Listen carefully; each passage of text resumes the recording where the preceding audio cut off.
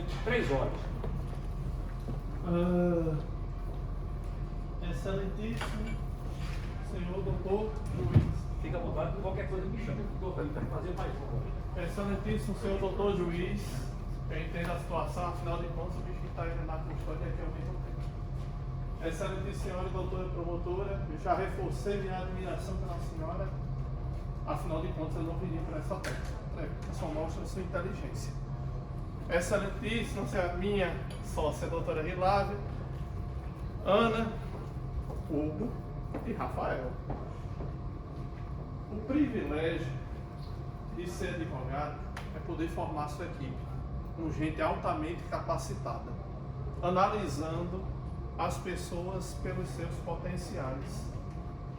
Temos na minha equipe um ex-policial e ele me recomendou, Rafael, e ele me recomendou que meu primeiro argumento fosse: não existe psicopata de um crime só. E realmente, o que eu vi aqui na última meia hora foi a promotoria descrevendo um quadro de psicopatia. De um homem cruel, frio, que utilizou de inteligência para, no momento de oportunidade, matar cruelmente o seu colega. O que eu vi a promotoria destilar aqui por meia hora foi uma pessoa que eu olho para ali e eu não enxergo. E eu assumo a vocês, eu tenho como um dos objetivos da minha vida um dia defender o psicopata. Porque eu acredito que o caso vai ser muito rápido e muito simples. Eu vou chegar e vou alegar falta de provas, encerrou o assunto. Não vai ter o que fazer. O psicopata tem uma inteligência superior. Eu passei 2 anos investigando a psicopatia. Parei as outras investigações de psicanálise e foquei. Eu só encontrei 2. E eram 2 mulheres. Lá em João Pessoa. Eu estudava no IFPB, então eu sabia que psicopata até lá. Era o lugar onde tinha mais gente inteligente, mais quadrado no ensino médio. Então eu sabia que psicopata eu ia encontrar no Motiva, ou no GEL, ou no IFPB. Eram as melhores escolas, então psicopata ia chegar lá. Eu só encontrei 2. E elas eram mulheres, que tinham um traço, não eram. Infelizmente. Não localizei, eu felizmente não encontrei nenhum. Eu olho para esse cara, eu vejo um psicopata. Vocês olham para esse cara, vê um cara que cometeria um crime cruel, usando da inteligência de ardil para machucar o colega. Vocês veem nele a inteligência nesse sentido? Que a verdade seja dita, eu não vejo nele um psicopata, que foi essa descrição que a promotoria pintou aqui.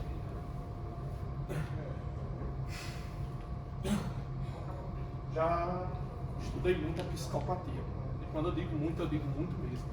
Eles não têm certas características, eles jamais confessariam um crime, eles jamais se entregariam à polícia. O psicopata, quando é pego, ele é pego por um bocado de circunstâncias. E quando ele vem a ser pego, que a gente vê o histórico dele, está repleto de possível assassinato. Está repleto de possíveis crimes. Eu olho para esse senhor e tudo que pesa contra ele é um fato. Existe psicopata de um crime só? A psicanálise e a psiquiatria vai dizer, não. Um cara a ser considerado tão cruel ao ponto de ser um psicopata, ele tem um histórico pregresso muito grande de abuso e violência. Ele teria alcançado um estado de poder. Qual é o poder que ele tem? A promotoria fala de um motivo fútil. Só que ela se esquece que os 2 estavam dormindo. Ela fala de um barulho. Mas quando eu vou olhar, os 2 estavam deitados. E num surto do medicamento, acontece o que aconteceu. Eles falam, enquadram ele como uma pessoa que mataria por besteira. Quando na verdade tudo que a gente tem aqui na prática é uma pessoa que ouvia vozes, que se interna para tratamento, não recebe o tratamento devido, volta para a família, começa a ter crises piores, a família bota ele numa casa de repouso E na casa de repouso, por falta de cuidado, acontece esse fato. Não venha aqui me dizer que a culpa é de José Edson, não. A culpa é de uma série de fatores. E o primeiro e o principal foi não ter recebido o cuidado que devia na casa de repouso.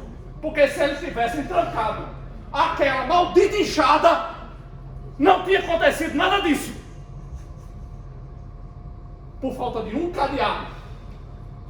Um cadeado. Você pega gente que toma remédio controlado e não bota um cadeado numa arma. Não venha para mim dizer que não foi isso não, porque não vai me convencer do contrário. Eu vou chegar em casa mais revoltado ainda. Porque eu conheço muito idoso. E eu sei dos cuidados que devem ter com o idoso. Não dá acesso a medicamento. Quando ele toma um medicamento, você olhar se ele foi dormir. Olha se ele está dormindo. Você não deixa um idoso sozinho que tem surto. Aí eles vão dizer, não avisaram que ele tinha um surto. E a família é doida, é?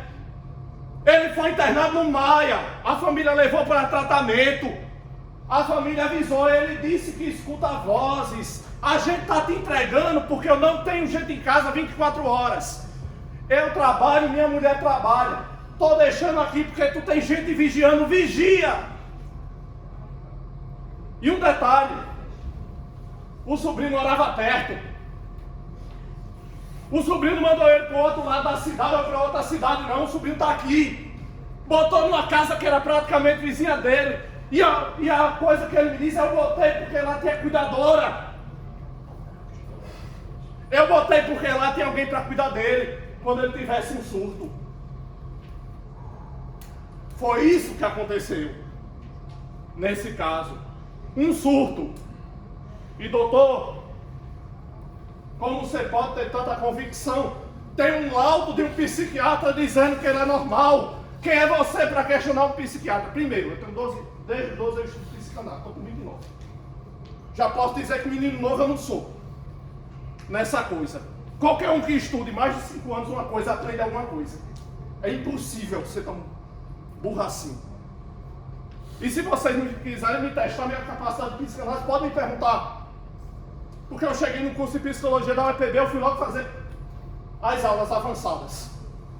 Eu matava a aula de introdução à psicologia para fazer aula de psicanálise. E o professor me aceitou na sala. Não terminei o curso de psicologia porque eu vi que não era meu dom. Eu tinha um dom de advogar. Queria ser psiquiatra. Porque se eu fosse psiquiatra não tinha acontecido isso. Primeiro, quando a Zepam não se toma por mais de 1 ano. 2 anos já é considerado hiperdose. O clonazepam não se começa em 10, se começa em 0,5. Essa é a dose mínima. 0,5. Essa é a dose indutora de sono. 0,5. Ele estava tomando 20 vezes a dose mínima. Doutor, como o senhor sabe que é 0,5? Simples, eu já tomei. Mamãe já tomou. E o médico jogou fora. 0,5. Pegou e jogou quando foi na minha casa. Não me venha dizer que José Edson é normal. Não me venha com fantasia de um homem mau, torturador, que vai lá e mata o colega. A paulada no meio da madrugada, sem fazer muito barulho, porque não acordou ninguém. Sem fazer muito barulho, indica que foi rápido. Porque se uma pessoa começa a martelar no seu corpo, por tempo suficiente, seu corpo, você para martelar um pé, no modo vizinho, ele vai reclamar com 5. Estou mentindo? Se você bate 12 vezes, não vai ser José Edson que vai precisar chamar, não. Vai ser todo mundo, todos os 4 que vão chamar. Então foi rápido. E outra coisa, mesmo no laudo tanatoscópico, ninguém sabe nem quantas faladas foi. Então eu posso dizer uma coisa, o cara, sem sofrer, morreu. E ainda digo mais, pode ter sido a primeira lapada. Porque ele não gritou, ele não estribuchou, ele não fez nenhum barulho. Logo, muito provavelmente foi a primeira fatal. Aí dizer que foi um meio cruel, que foi um meio torpe, para aumentar a pena de um senhor de idade, não vai rolar não na minha defesa. Os meios do crime foram próprios. Quando ela mostrou aquele código, eu fiquei pensando, qual foi a emboscada que José Edson tramou? Eu não sabia. Porque se José Edson tivesse dado o remédio para ele, uma dosagem maior, para o cara ficar incompetente, eu até entendia. Se José Edson tivesse pedido para mudar de quarto para matar ele, eu até entendia que podia ser uma emboscada. Se José Edson tivesse feito qualquer coisa, qualquer ato preparatório, eu até ia aceitar. Mas não. José Edson, às 10 horas, estava deitado para dormir. E me diga uma coisa. O senhor tomou um remédio para dormir. Foi se deitar. O senhor dormiu um tempo. Para o senhor se acordar tem que ter acontecido alguma coisa, né? Ou o senhor entrou em surto. É a única explicação. Se ele tivesse se levantado para fazer, ele não teria sido encontrado deitado na cama. Ele não teria sido encontrado daquele jeito.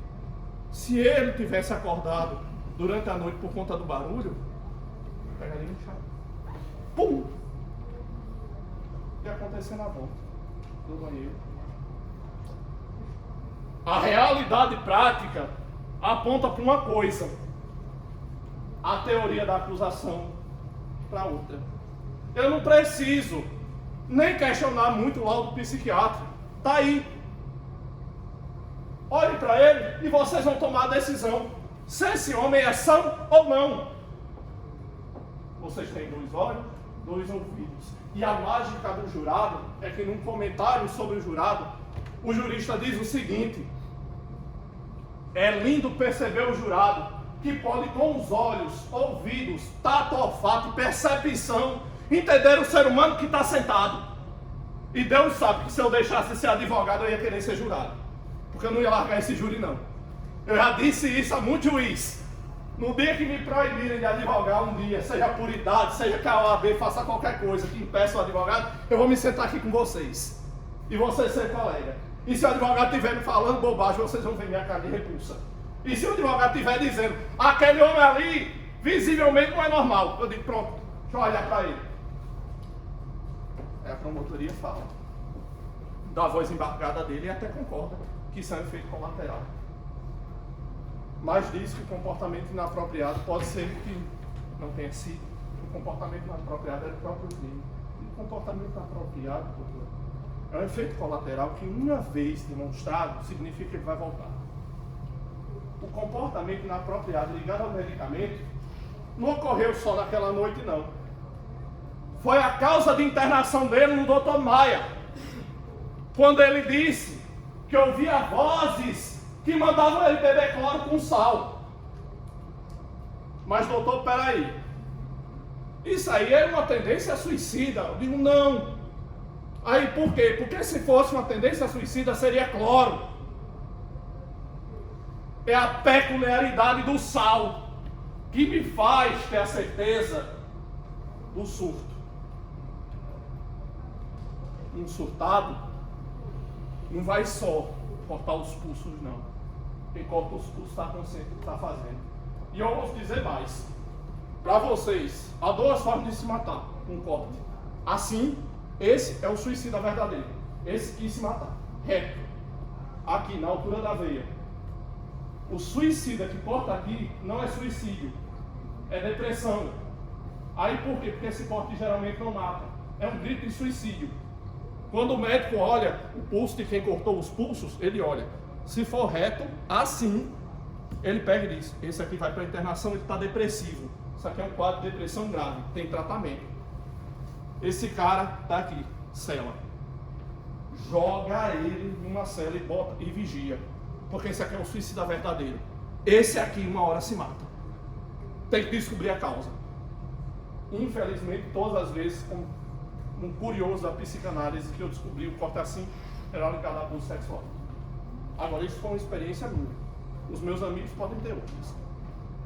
E eu espero que tenham. Vamos lá. Retomando para cá. A promotoria faz um trabalho exemplar de acusação. Como eu disse a vocês, eu não viria aqui para a técnica. Eu não sinto que esse caso merece que a sociedade o prenda. O custo do preso é R$ 3.800 por mês. Dado prático, já guardem para casa. José Edson vale esse custo. O crime que José Edson cometeu vale esse custo. R$ 3.800 por mês. E outra coisa, não vai ser só isso não. Ele vai precisar de tratamento especializado. Porque qualquer diretor de cadeia, que os policiais penais com muito trabalho vão ter, vai perceber que ele não vai ficar na cela normal.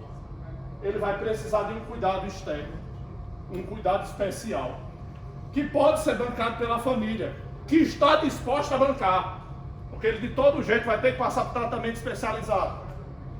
E o risco que ele vai causar no presídio. Porque uma coisa ele está aqui, graças a Deus, sentado, medicado, mas se ele entrasse em surto, aqui, se ele entrar, quando ele entrar, como ele já entrou em surto no presídio, ele já teve 2 surtos enquanto ele foi preso, não foi, doutora? Falei alto? Foi. A gente tem relato de 2 surtos dele no presídio. Um em Cubati, um em Campina Grande. Ele foi transferido para Cubati por conta do surto. Ele perdeu o convívio e nem o povo do seguro aceitou ele. Aí ele foi transferido para Cubati. Ele não tem família em Cubati. E lá ele já teve outro surto. Só que lá o povo teve piedade, misericórdia. E disse como o júri dele estava se aproximando, que eles ficassem. É interessante. Até os presos tiveram humanidade em relação a ele. E disseram, não, vai se revezar aqui, não vai ficar vigiando, vamos cuidar dele durante o surto. Porque senão ele ia ser transferido para Patos. Não tem nenhum familiar dele por Patos. Para Cubati a família já gasta 1 hora para ir, 2 horas para voltar. Imagine para Patos. E imagine que esse homem, se for condenado, ele vai começar uma rota de peregrinação, de cela em cela, de cadeia em cadeia, por todo o estado da Paraíba. Imagine a sentença que vocês podem estar dando. Uma morte dentro da cadeia, uma peregrinação de cela em cela, até que um dia chegue o dia de que alguém não vai suportar mais e infelizmente ele vai vir a óbito. Ou o corpo dele não suporte, ou a mente dele convulsione e não tem ninguém para ajudar, ou o surto aconteça e tudo que ele consiga machucar a si mesmo a tal ponto de levar a óbito. Eu tenho um cliente que é doido. Esse aí eu tenho certeza que é doido. O cara jogou fogo no próprio colchão e se atirou no colchão. E era um quadro simples. Violência doméstica. Ele teve um encontro com a mulher, não deu certo. Ela pediu para voltar para ele estava respondendo por violência doméstica. Esse encontro também não deu certo. A filha dela chamou ele na polícia. Ele foi preso. Eu disse, tá bom, você vai ficar aqui. Eu vou pedir a revogação e vou pedir para você ficar em domiciliar, claro.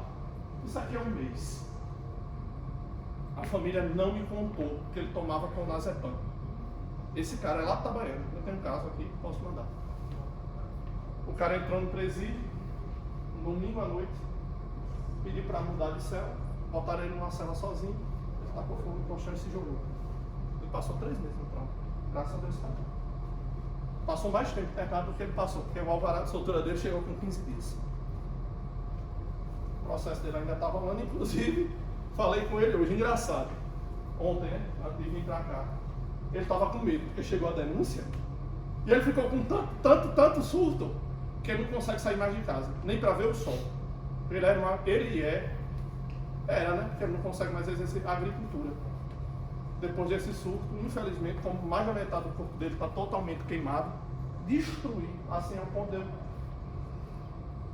Vamos dizer o seguinte, não é bonito de se ver. Eu fui na casa dele, vi, mas não fui mais. Eu vou até a porta, mas não entro. Ele não consegue mais mal se levantar da cama. E nessa situação agonizante, que a família sofre e padece até hoje, passa um tratamento dele, mas zero. Porque como realmente foi queimadura de terceiro grau. Minha sorte, naquele presídio, e a sorte da família dele, foi que a polícia penal foi muito inteligente. Conseguiu arrombar a cela e tirar ele. Todos os presos reuniram, começaram a jogar água. No final, abafaram o fogo antes que o cara morresse.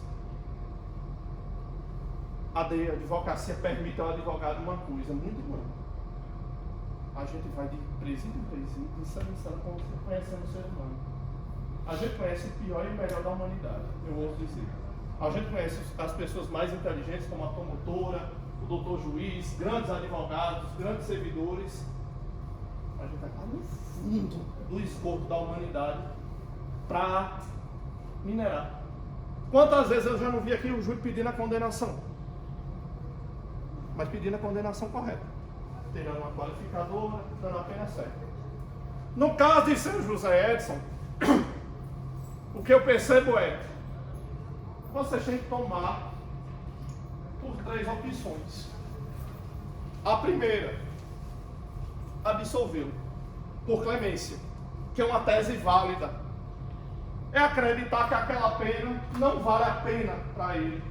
É acreditar que prender um idoso com a debilidade mental não vai trazer benefício nenhum para a sociedade, não vai trazer justiça. E eu quero que vocês notem mais uma coisa. Olhem para trás. Não tem nenhum familiar da vida. Ninguém aqui acredita que a condenação de José Edson vai trazer algum benefício. Os filhos do cara já perdoaram. Os parentes do cara entenderam que era um surto. Todo mundo perdoou. A única família que tem aqui são aqueles caras ali. É o sobrinho, a esposa dele e uma antiga cuidadora. Essa era o que dele? Sua Irmã, dele. pronto. E uma antiga cuidadora. Uma antiga cuidadora que aqui afirmou outros episódios de surto dele. Eu não venho aqui trazer nenhuma grande inovação, eu não vim aqui inventar a roda. Eu não vim aqui criar um surto para que vocês absolvam José Edson, não. Eu vim aqui afirmar que o histórico dele é de ter surto e que ele vai ter outro. E que se for no presídio vai ser muito pior. É muito melhor entregar eles ao cuidado da família. Deixar ele terminar os últimos anos em casa, sob tratamento médico. É muito melhor absolver José Edson, porque é o que cabe. A família do outro o perdoa, o libera e o diz que o tratamento. A família do outro entendeu que era um surto. Quando eu vim para cá, quando eu assumi esse caso, eu boto no meu Instagram que eu vim e qual é o caso. Um advogado me disse: se prepare, vai ter assistente de acusação. Eu disse: tudo bem, trabalho do advogado. Cheguei aqui e encontrei alguém.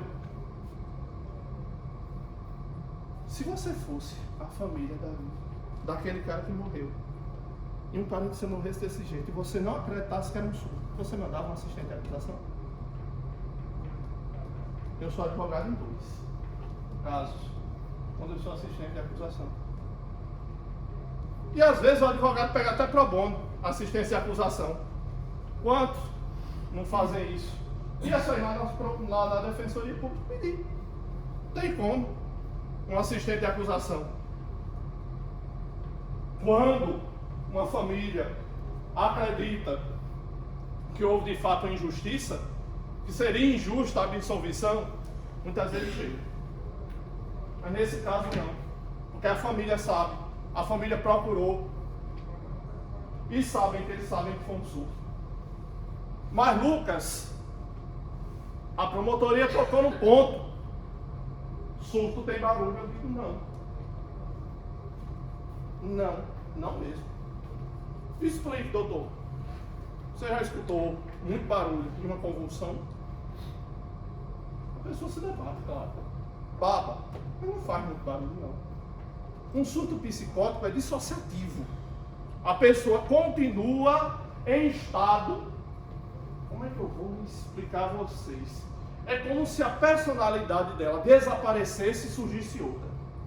Desassociada da realidade, que acredita estar até sonhando.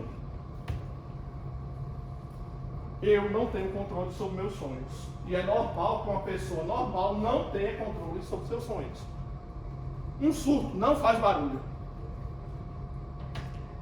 O surto que faz barulho é outro tipo. Um surto como esse, a pessoa age e entra num estado paralelo de consciência. Agora, também não há estudos científicos determinando quanto tempo pode levar um surto. Exemplo, defesa dos nazistas. Houve uma defesa que alegou o surto. Alegou que em todo momento eles estavam sob surto. Um surto coletivo, psicótico e hipnótico. E tu acredita que os jurados absolveram? Porque entenderam que realmente a hipnose coletiva era possível. E acontecia. Eu não estou dizendo aqui que é o caso. Mas eu estou dizendo que já teve júri, no caso da Alemanha, que acreditou que deu veracidade a uma pessoa estar em estado de surto por mais de meses. Um surto hipnótico, por pressão social. E configurou. No caso de José Edson, o surto é medicamentoso. É um surto que, devido à degradação do próprio medicamento, não baixava. Ele entrou num estado paralelo e não sai. A mente só ia voltar horas depois. Eu adoro quando a promotoria fala com ele, porque ela me dá as armas para a defesa. Ela mesma concordou com isso, quando ela mostra o depoimento do policial, que disse, ele estava mesmo diferente. Ele estava mesmo alterado. Isso foi aqui. Estava na entrevista, na primeira impressão do policial. Ele disse que ele estava alterado. A gente percebia. E me diga a vocês, quem acredita que ele não estava alterado? Algum de vocês realmente não acredita que ele não ter fugido não indica nenhuma síndrome? Que ele ter confessado tudo não indica que ele não estava num estado paralelo de consciência? Quando vocês chegarem em casa, vocês podem pesquisar. Uma pessoa em estado de violência escolhe fugir ou lutar. E se vocês pesquisarem, simplesmente essa chave vai aparecer mesmo de artigo, falando que a pessoa vai escolher sempre fugir ou lutar. Não vai dar a terceira opção, não. Vai dizer que sempre que surge uma terceira opção, a pessoa não é normal. O policial é treinado a não fugir, a lutar.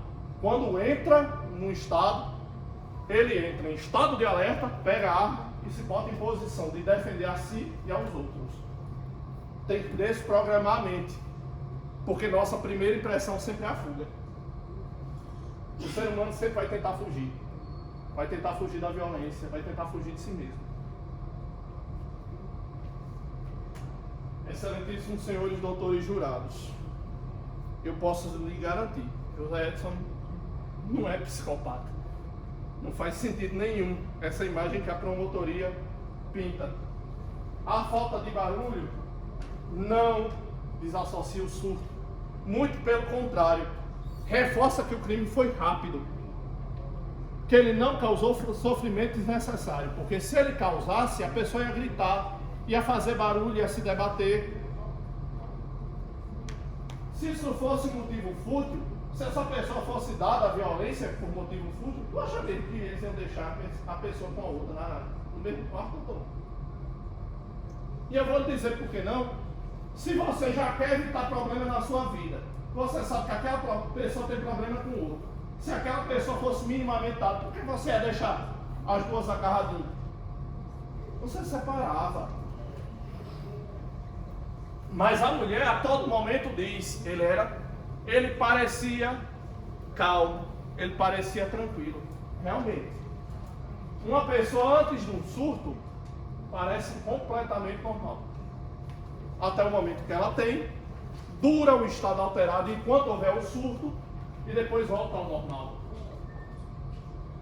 E aí é que está nas defesas de surto, a maior dificuldade. Como a gente não tem nenhum exame que comprove que ele estava em surto, tudo que a defesa pode dizer No nosso Código Penal e na nossa Constituição existe uma coisa chamada indúbio pro réu. Quem deve provar é a promotoria. A defesa pede e demonstra a lógica. Se houver resquício de dúvida quanto à sanidade deles, absolva no 3, porque é indúbio pro réu. Na dúvida, pelo réu. Se a dúvida permeou seu coração, absolvam José Edson, deem a oportunidade dele passar, e eu vou ser bem sincero, a promotoria vai recorrer. Eu acredito nisso. Que se vocês absolverem ele, muito provavelmente a promotoria recorre. Então isso não vai sair hoje não. Eu já me conheço. Já conheço esse processo. Então quer dizer, doutor, se eu absolver José Edson, eu não vou estar trazendo prejuízo nenhum. Não. E ainda digo mais, provavelmente nós vamos recurso ao pé de novo. Eu previ uns 3, 5 anos. É a minha contagem. Vocês estão dando a chance dele ter liberdade em casa, dele esperar em casa. Continuando.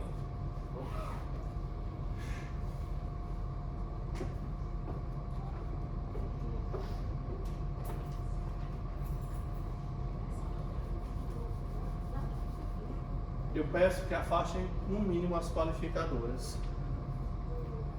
Motivo fútil, eu já provei que não houve motivo. Não houve nenhum recurso que dificultou a defesa da vítima. Ele não deu droga a ela, ele não amarrou ela, ele não fez nada que dificultasse. E o meio cruel, já expliquei a vocês. O que houve foi o meio disponível, por negligência da própria casa de cuidado. Infelizmente, ele cometeu, porque tinha aquela arma disponível, tinha aquele fato disponível. Isso, se aquilo ali tivesse um cadeado, tinha se resolvido.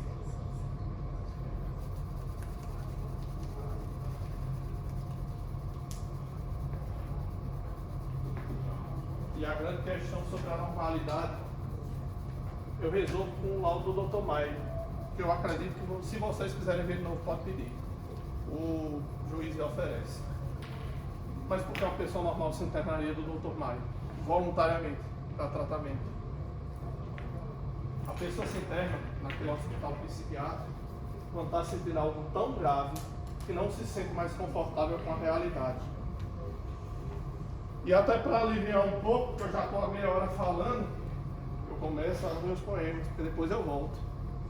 Antes das 10 da noite, se meu quarto me recolhe, meu Deus, eu escuto vozes. Agora a sede da bruta ardência orgânica da sede perturbam minha mente em escaldante molho. Eu vou me mudar de parede. Digo e ergo a tremer e fecho o ferrolho. Procuro o teto, para o cloro eu olho. Mate-me, é o que ele me pede. Eu pego um pau, esforços eu faço, no desespero de uma mente que não se concentra. Quem suporta tanto maltrato? Esses dias, se esses dias na memória eu caço, por mais esforços que minha mente não concentra, por mais esforços que minha mente não concentra, é irrepetível do mundo, me desfaço. Quando uma pessoa entra em surto, ela se desassocia de completa realidade. Eu lhe peço que observem que há todos os traços de alguém que surtaria nele. Eu peço que observem que o Dr. Horácio tem 70 anos, ele tem 64. Que aquele homem não tem as habilidades normais de uma pessoa. Que José Edson, pelo INSS, teria que cumprir mais um ano de trabalho para se aposentar. E que esse homem não tem essa condição. Ele não é um homem normal. Ele não é uma pessoa que se aposentaria aos 65, como infelizmente a lei quer. Agora, se vocês realmente acreditarem que ela ainda dá para mais um ano de trabalho, aí ele é normal. Mas só se vocês acreditarem piamente que aquela mente consegue mais um ano de trabalho. Isso é ser normal. É se aposentar aos 65. Eu peço a vocês que analisem com muita humanidade esse caso. Doutora Rilava, quer acrescentar alguma coisa? Doutora Ana, tem alguma ideia, doutores? Eu vou encerrando minha fala em 35 minutos e a gente vai iniciar a votação. Vou fazer a apresentação. Autoria. Pedimos que sim. Ele é confesso nesse ponto. Inclusive, vou pedir ao juiz que aplique o privilégio da confissão. Vamos voltar.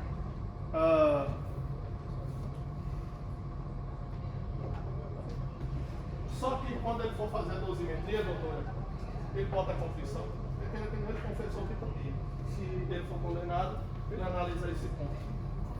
Porque ele confessou que podia.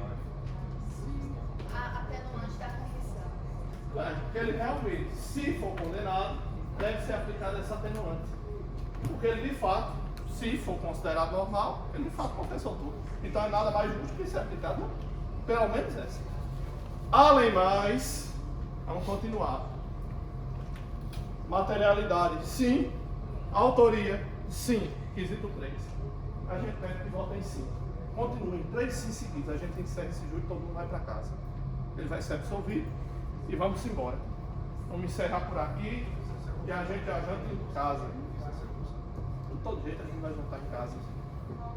Quarto quesito. A partir dali são as qualificadoras. A defesa passa a pedir que votem não.